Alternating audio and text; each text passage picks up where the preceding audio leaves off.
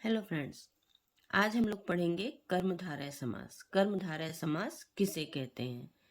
जिसका पहला पद विशेषण और दूसरा पद विशेष्य होता है अथवा एक पद उपमान और दूसरा पद उपमेय होता है तो वह कर्मधारय समास कहलाता है। अब यहाँ पर विशेषण, विशेष्य,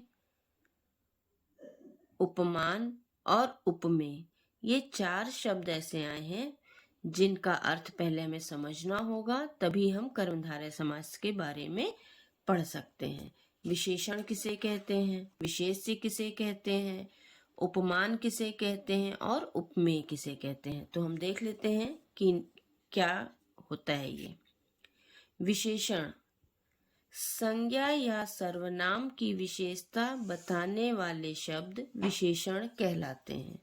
संज्ञा जो किसी वस्तु का नाम होता है उसे हम संज्ञा कहते हैं और संज्ञा के स्थान पर आने वाले शब्दों को हम विशेषण कहते हैं। जैसे राम, श्याम, सीता, गीता, ये सभी हमारे क्या हैं? संज्ञा हैं।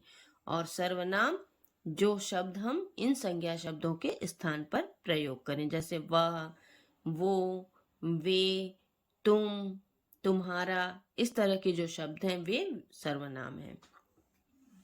तो विशेषण संज्ञा या सर्वनाम की विशेषता, इन संज्ञा शब्दों की विशेषता बताने वाले शब्दों को हम विशेषण कहते हैं। विशेष्य किसे कहते हैं? जिन शब्दों की विशेषता बताई जाए, जिनकी विशेषता बताई जाती है वे विशेष्य कहलाते हैं। जैसे काला बादल, यहाँ पर काला हमारा क्या हो जाएगा? विशेषण, और बादल क्या होगा? विशेष्य। विशेष्य अर्थात संज्ञा, विशेष्य को हम संज्ञा भी कहते हैं क्योंकि बादल की विशेषता बताई जा रही है। बादल तो एक नाम हो गया, इसलिए इसे हम संज्ञा कहेंगे। और संज्ञा की विशेषता क्या है?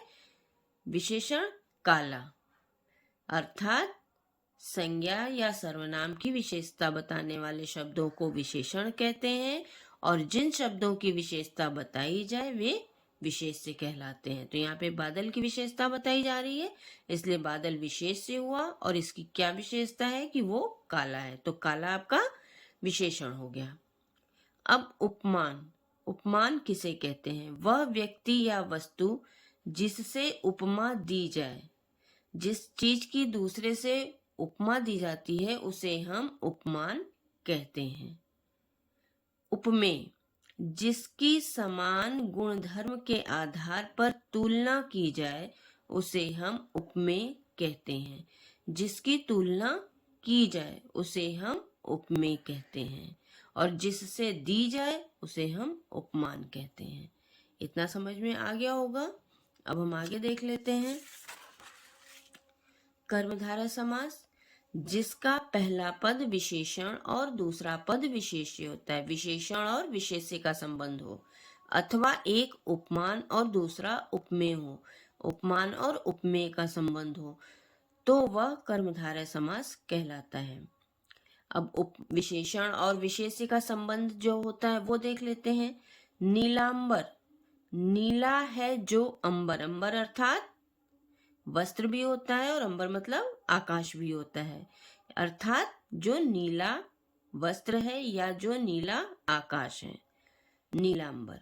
लाल टोपी, लाल है जो टोपी, टोपी जो हम सिर पे पहनते हैं वो लाल है। अंधकूप, अंधा है जो कूप, कूप अर्थात कुआं।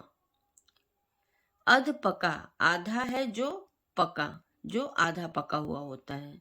तो यहाँ पर देखिए नीला, लाल, अंध, अध, ये शब्द हमारे क्या हैं? विशेषण हैं।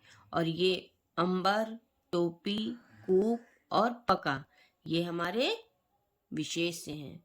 इसलिए ये हमारे कर्मधारय समास में विशेषण और विशेष्य को दर्शाते हैं। उपमान और उपमेय कर्मधारय समास, जहां पर उपमान और उपमेय का संबंध हो। विद्याधन, विद्या रूपी धन, विद्या और धन, यहाँ दो शब्द हैं, विद्या रूपी धन। वचनामृत, वचन रूपी अमृत, मुख चंद्र, मुख रूपी चंद्र, मृग लोचन, मृग के समान लोचन। अब यहाँ पर देखिए विद्या की उपमा किससे की जा रही है? धन से। विद्या जो हमारी विद्या है, जो हमारा विद्या रूपी धन है, जो हमारा ज्ञान है, उसकी तुलना किससे की जा रही है? धन से। वचनामृत, वचन जो हम किसी को देते हैं, वचनामृत, वचन रूपी अमृत, अमृत। मुख चंद्र, मुख अर्थात हमारा चेहरा, चंद्र अर्थात चंद्रमा, चंद्रमा की तुलना किससे की जा रही है? मुख की तुलना किससे की जा रही है? चंद्रमा से। मुख चंद्र, मुख रूपी चंद्र। मृग लोचन, मृग मतलब हिरण, लोचन मतलब आंख। मृग के आंख की तुलना किससे की जा रही है? सॉरी, आंख की तुलना किससे की जा रही है? मृग के आंखों से।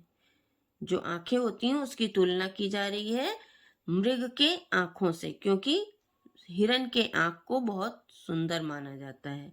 इसलिए यहाँ पर उपमान और उपमेय कर्मधारय समास होगा। अर्थात जहां पर विशेषण और विशेष्य का संबंध हो या उपमान और उपमेय का संबंध हो, तो वहां पर हमारा कर्मधारय समास होता है।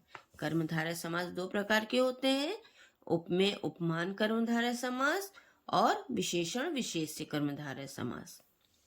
उम्मीद है बच्चों आप लोगों को समास समझ में आ गया होगा। धन्यवाद दोस्तों।